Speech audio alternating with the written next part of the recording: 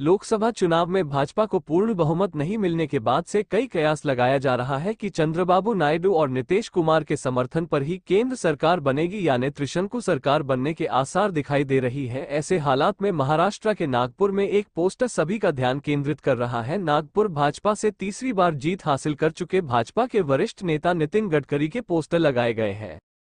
In poster पर लिखा है कि साहब देश का नेतृत्व के लिए शुभकामनाएं। ये पोस्टर अपने आप में अनेक बातें कह रहा है। इस पर कयास लगाया जा रहा है कि अभी भाजपा की जो स्थिति है, ऐसे में नितिन गडकरी देश का नेतृत्व करे, ऐसा बैनर लगाया गया है चौराहे पर। आम जनता की एक नज़र इस बैनर पर जाती है।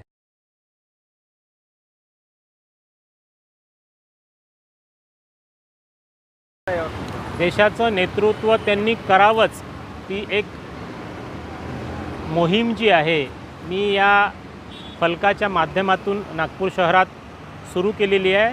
साहेबांत पूर्ण क्षमता आहे की देशाचं नेतृत्व ते 5 वर्षापर्यंत करू शकतात।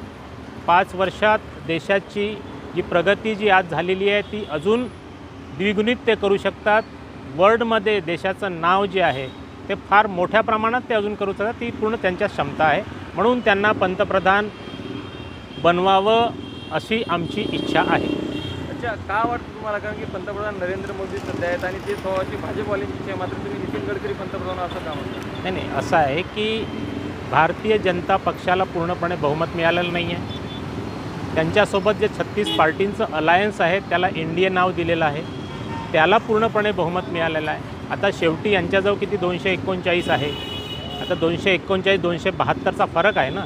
इंडियनचे अलायन्स जे आहे हे 5 वर्षात कमी जास्त होऊ शकतात। ते बघितलं आहे आपण या देशात, राज्यात बघितलं आहे, देशातसुद्धा या आधीचं बघितलेलं आहे।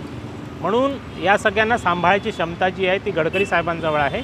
त्यांना जर केलं तर 5 वर्ष ते इंडियाला 100% सांभाळू शकतात, कारण की त्यांच्यावर सगळ्या पक्षांचा विश्वास आहे। आणि ते कोणताही निर्णय जे आहे, कोणाला दुखी हो, कोणाचं वाईट हो, कोणाचं खराब हो, असा निर्णय ते कधी जीवनात घेत नाही। म्हणून 5 वर्ष ते अत्यंत चांगल्या पद्धतीने देश सांभाळू शकतात, इंडियाला सांभाळू शकतात।